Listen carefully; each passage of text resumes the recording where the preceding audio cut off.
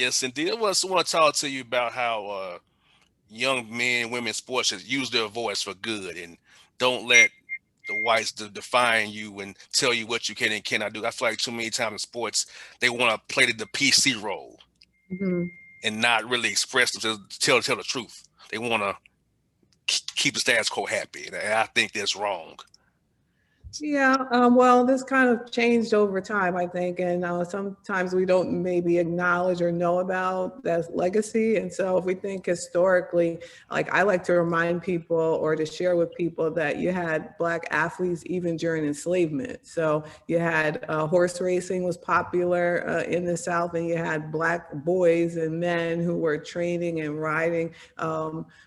Jockeys, and so I'm sure they had to navigate, their lives as athletes and as being someone living in bondage. And so, there I'm sure examples of resistance even in those circumstances. And then if we move forward, we look at the fact that Black people have excelled in sports that we don't even associate Black people with anymore, like with cycling, for example, and how whenever Black people start doing really well at something, as Bill Roden has said, white folks like to change the rules, and he calls that the jockey syndrome. And so Black people have always been fighting in the world of sports and using their platform to try to show the injustices that exist and to try to combat them. And of course, we know about Tommy Smith, for example, and John Carlos in the 1968 Olympics. And rightly so, some people will say that some athletes got a little quiet during Michael Jordan's era, and when Tiger Woods was at his prime, when he famously, said that he was Caucasian, even though everyone was referring Yeah, to him as a Black golfer. But since the killing of George Floyd, and even before that, thinking about Miami Heat when LeBron James was still there, and how they wore hoodies in solidarity with everyone who was protesting the killing of Trayvon Martin. We started to see this younger generation to use their platform. And what I have been impressed with since the killing of George Floyd is that college athletes who are perhaps in the most unfair power dynamic of all athletes have said, you know what, I don't care. I'm most going to definitely.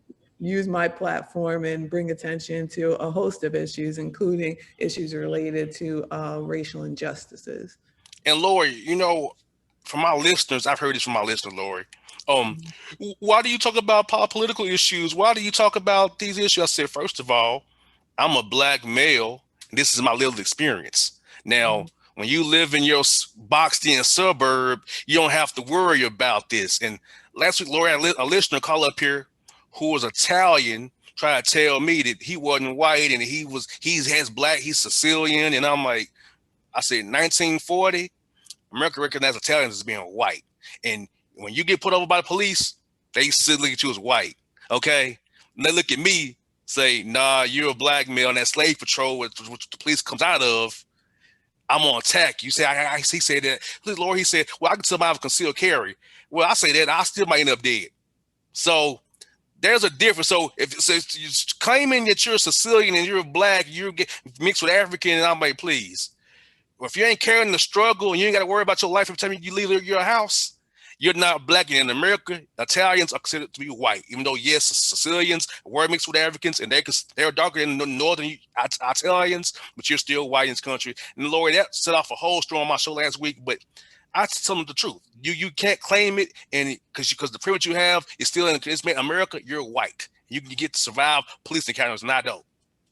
No, there's so much there because I mean, historically, we can say, yeah, in the United States, people from Southern, Eastern, and Central Europe at one time, when they came here in large numbers between 1880 and 1920, were not considered to be white in the way that we think about white people today. They were looked at as distinct racial groups. But as you mentioned, there are different ways that they were assimilated through owning property, through the school system, and so so forth, those same systems that kept Black people at the bottom of the social structure. So this idea that everybody, faced discrimination and should have the same chance to overcome, it didn't work like that. That's not historically accurate. But what it also points to is that, race goes beyond just biology, that it's a social construct and it Mm-hmm. changes over time, and that we attach different meanings to different racial categories. And so you can call yourself anything you want to, but as you mentioned, that's not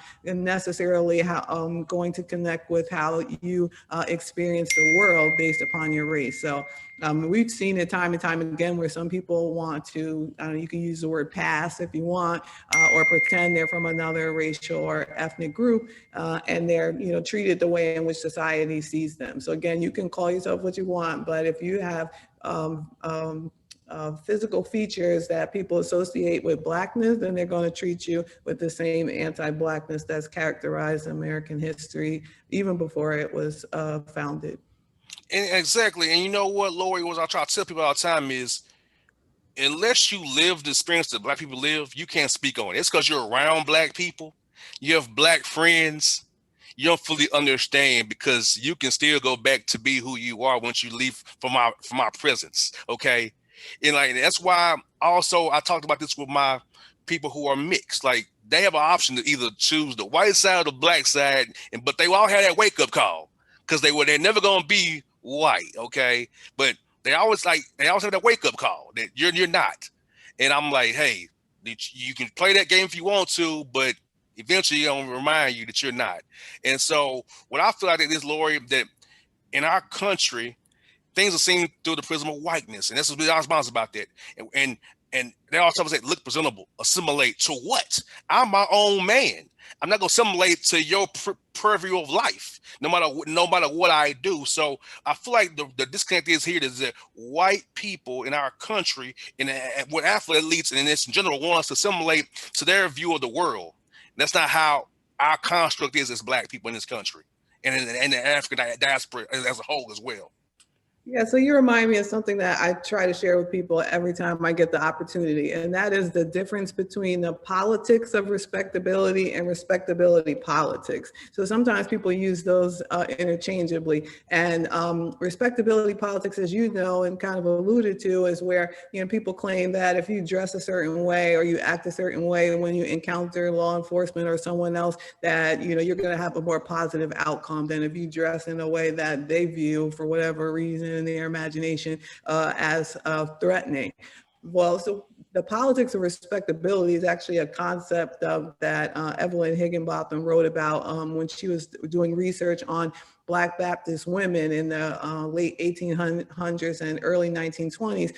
And these Black women, sure, they were saying some things that were, pretty judgmental relative to Black women who are of a lower socioeconomic status, but they were not under the illusion that if they just dressed a certain way and didn't go to, dance halls and play cards, that they'd have a better life and no longer have to work largely as domestic servants. But in addition to talking about things that they could control and trying to control their own image as Black women, they also fought against lynching. They also fought for affordable housing. They fought for greater opportunities in employment and voting and the like. And so when people talk about respectability politics, that's one thing about window dressing for the dominant group. But when they talk about the politics of respectability, that's where we add that social justice component, where you are trying to control your own image and your own destiny and create a more just society.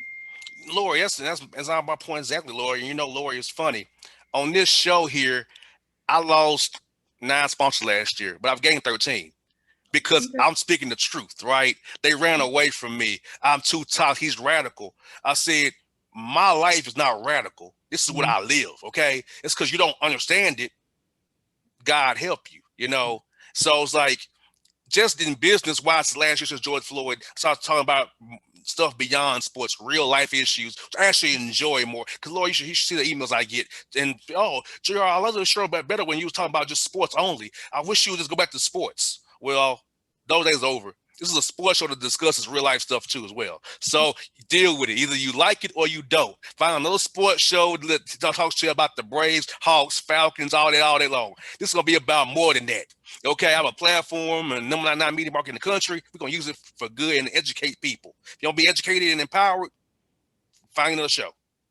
Yeah, that's a beautiful thing that you received more sponsorships when once you decided that you're going to take a stand and not look back, and it's really important. And I think it's really laughable that some people really think about sports in 2021 and really think that is just about entertainment and it has nothing to do with the rest of society as if sports operates in a vacuum. As I just mentioned, you had sports occurring during slavery. How can that not show that there's a relationship between sports and economics and politics and everything? I mean, they're all so connected. And so, yeah, it just makes no sense that people, think that they can separate sports from the rest of society, or that athletes in particular, that they should just, as we've heard, shut up and play, right? You're just there to entertain me, not to talk about your experiences or what's going on in the world. But I was happy to see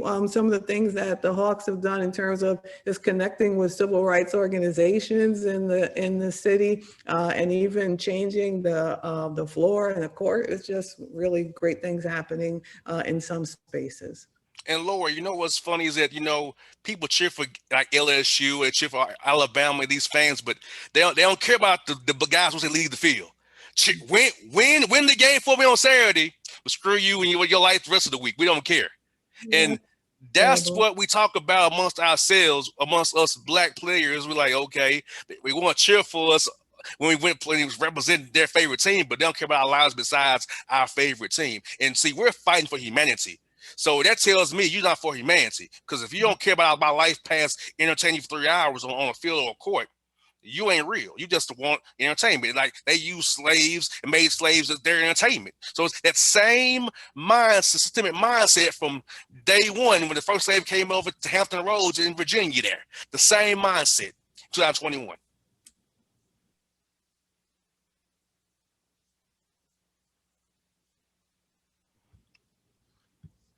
I lost you for a minute. You Oh, you, froze on me. yeah, you froze up, Laura. I think Oh, I think you're there. okay.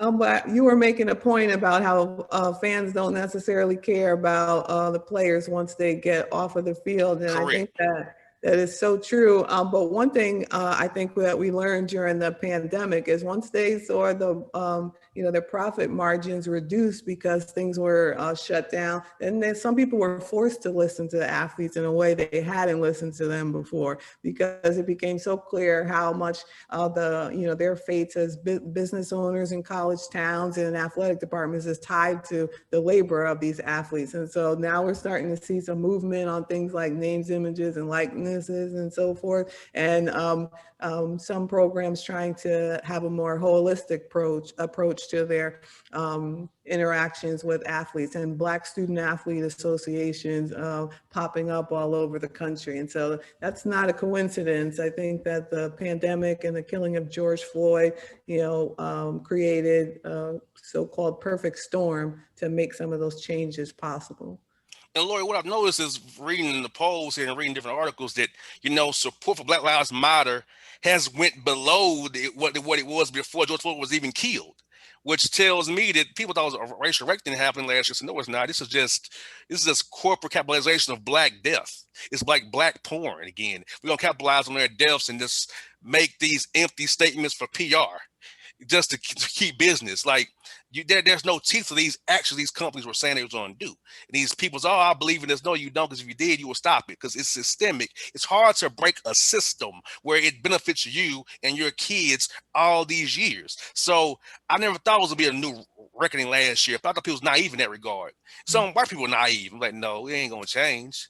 It made you more aware, but changes can say, hey, we're going to stop this and vote against those who don't want to keep it the same exact way. See, people I'll tell them, well, I'm a good person, JR. I'll say, no. If you support the White Nationalist Party, which the Republican Party is now, then you're not supporting humanity. Because it's obviously they don't support humanity. And so as a Black man, I got two options. They can't stand me, and others may not do nothing for me, but I got to choose the option. Right? I would have a Biden Clinton judge and a Trump judge judging my cases, So it's common sense. It's like, hey, I got two options. You're the better two options. And my interest is always going to be lower black interests versus white nationalism. Right? Ron Walsh's book was. I love that book. That's how I learned how to think about politics going forward now.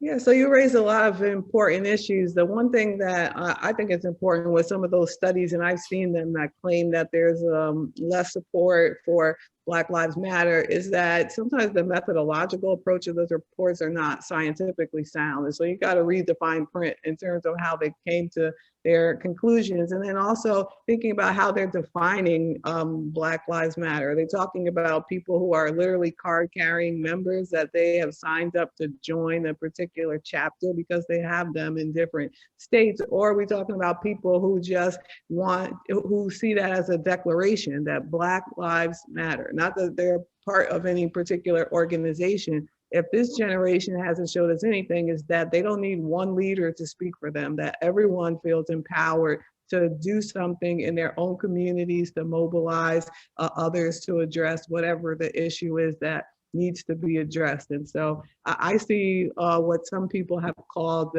since the killing of George Floyd, as Black Lives Matter, as part of a broader Black liberation struggle that's been going on for hundreds of years. This is the latest iteration.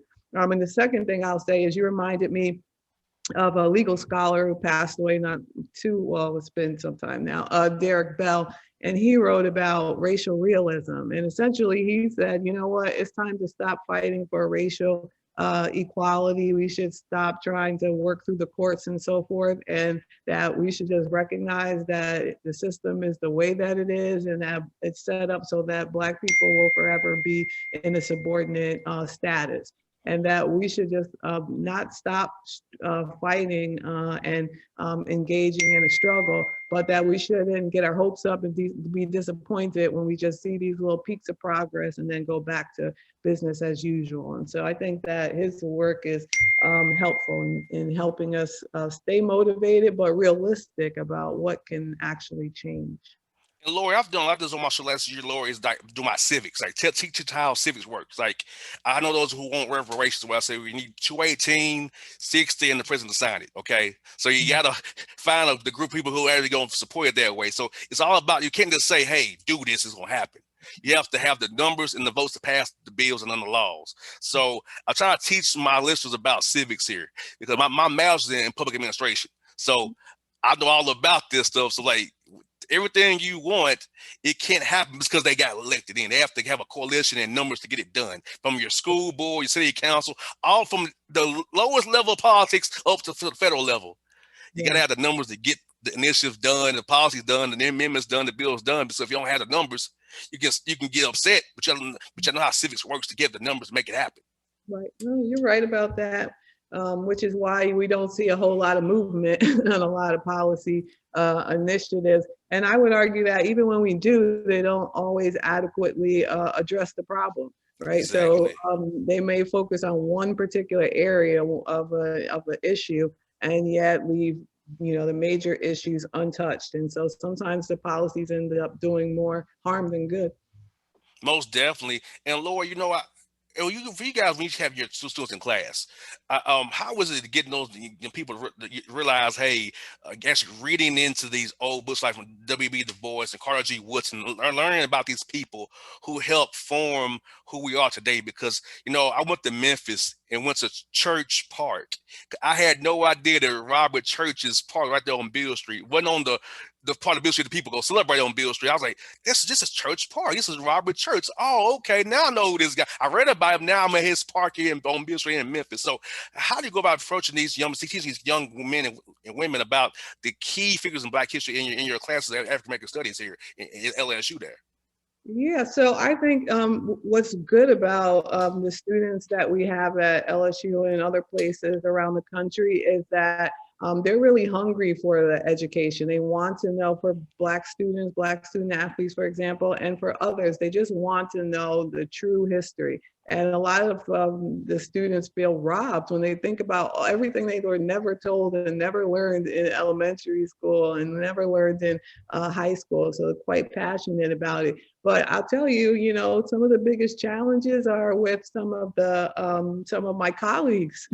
Some of the faculty and professors, and as well as individuals who are not directly connected with like public institutions in the South, but may make donations or are taxpayers and feel that they have something to say. And yeah, we know there's a movement where you have different states are passing laws where you can't talk about race and racism in public schools, at the high school level, as well as college and everywhere else. And so, we have a lot of challenges. So when you have people with PhDs who you would think would know better, don't want, to talk about race, that's a whole nother challenge, because, you got Black students in their classes, non-Black students in their classes, what are they getting out of it? And in many places, African American studies courses are not required, they're electives. And so only the students who kind of recognize that is important and that they will become better citizens and better leaders and just better people by taking our courses,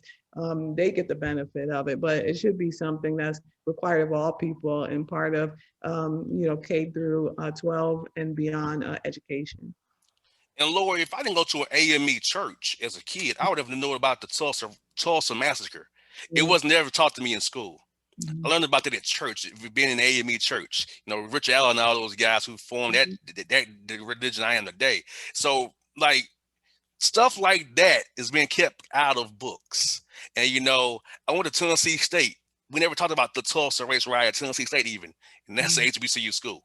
Mhm. And I'm like, it's weird that I learned so much from my father and elders around my father and my mother about Black history than what I did in school and in college, getting 2 degrees from that university. Like, wow. Like, we got to do a better job, in my opinion, with the curriculum to really get down and teach people the real truth.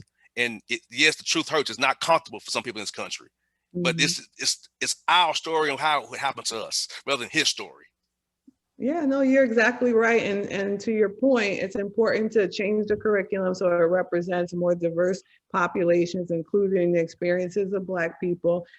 We also need community-based organizations, including faith-based institutions, to do their part as well. We have a tradition in some Black churches where for Black History Month, people are reading a report about some historical figure and things like that. We need a continuation of that.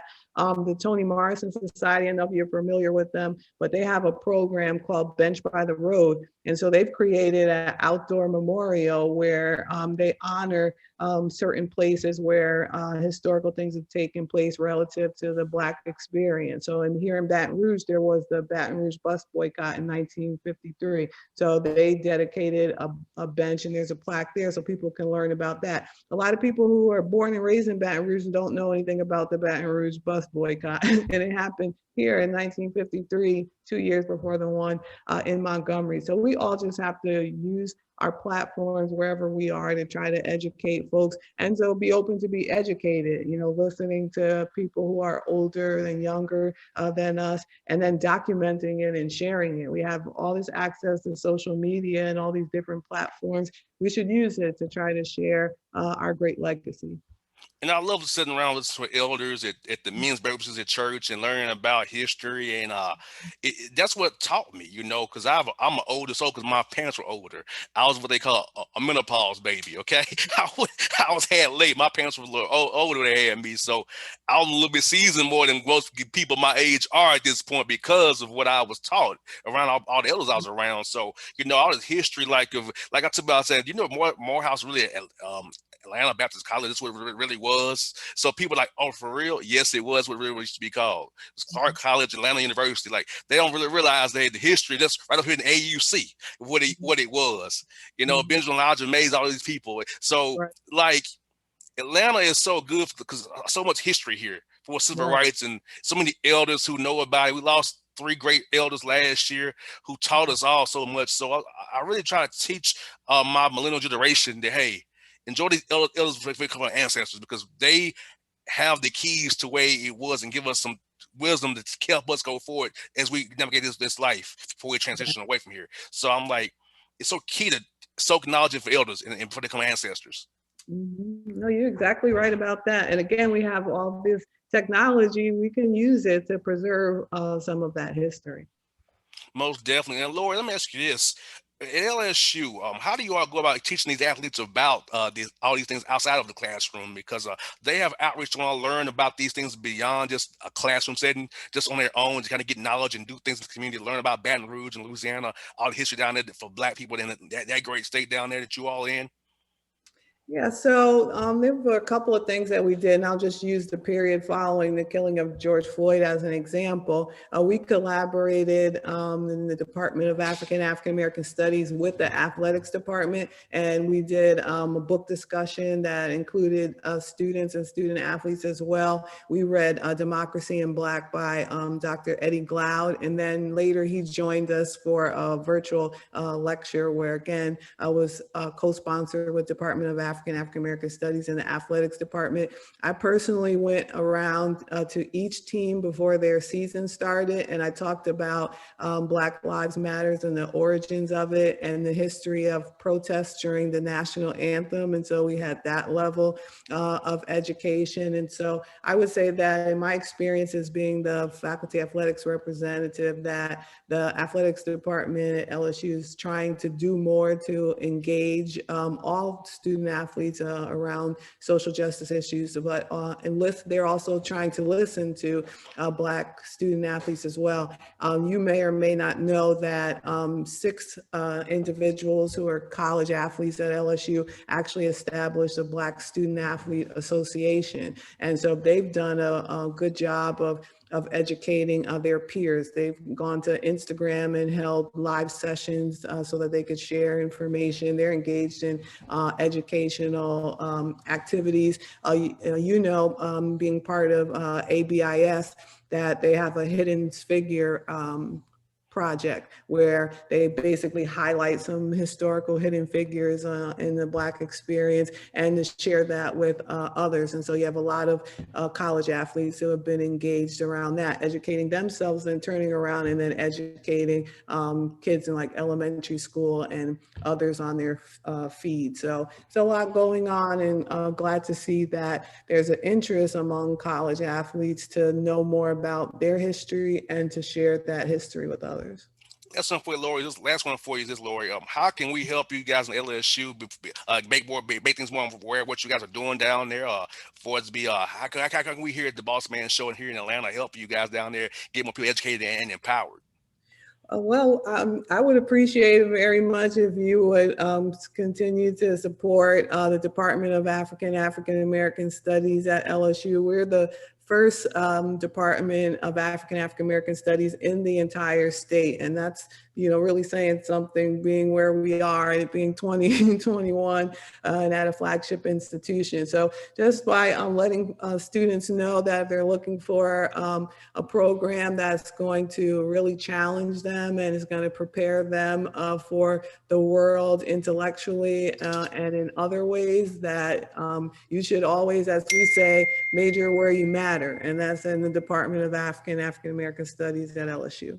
Well, Lori, how about this? We'll have you on once a month to have it. Make sure we can promote the program as well. You can hear about it, so kids in Atlanta can maybe say go to Baton Rouge and go down and join the programs. We'll do it help you in that way as well, Lori. If you'll have it once a month, if that's cool with you. That sounds wonderful. They're always welcome. We'd love to have them. All right, Lord. Thank you for your time. We'll do this again real soon. Okay, I'll talk to you real soon now.